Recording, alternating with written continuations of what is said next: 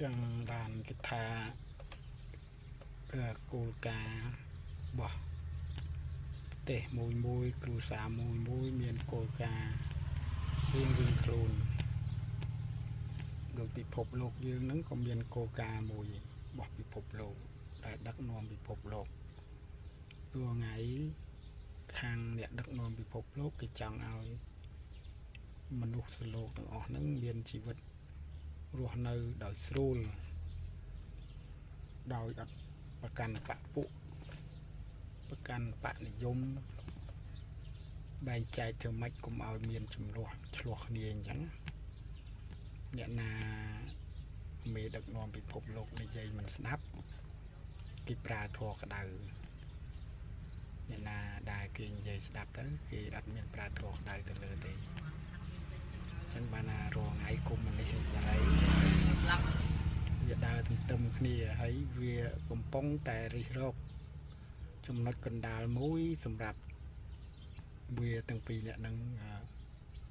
ចរចាថាអាចឈរបានទាំងអស់គ្នាអត់អញ្ចឹង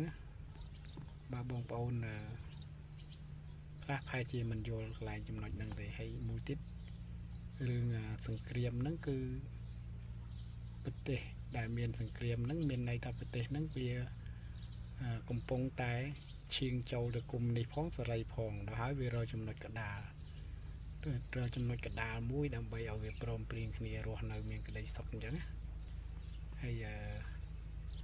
បងប្អូនបាច់ឆ្ងល់ថាចាំបាច់មានសង្គ្រាមទៅអីចឹងមិនបាច់ឆ្ងល់ទេអាហ្នឹងគឺរ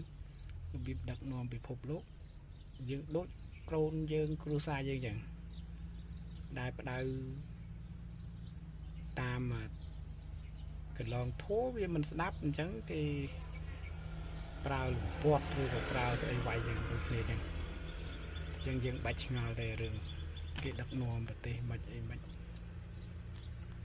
យើងកុំបាច់ឆ្ងល់ហើយមានរឿងជាច្រើនចង់និយាយអញ្ចឹងអរគុណបងប្អូនណាសម្រាប់បងប្អូននេះគឺជាចំណៃអារម្មណ៍បន្តិចបន្តួចហើយបងប្អូនចង់ដឹងទៀតចាំជួយ like ជួយ share ទៅខ្ញុំធ្វើវីដេអូបន្តទៀតឲ្យណាអរគុណច្រើនហើយកុំភ្លេចបងប្អូនជួយឧបត្ថម្ភទៅណាមកកាក់ពីកាក់មួយសែនពីសែនក៏បានដែរដើម្បីឲ្យខ្ញុំបានលុយចូលកាតធ្វើវីដេអូថ្មីទៀតណាអរគុណច្រើន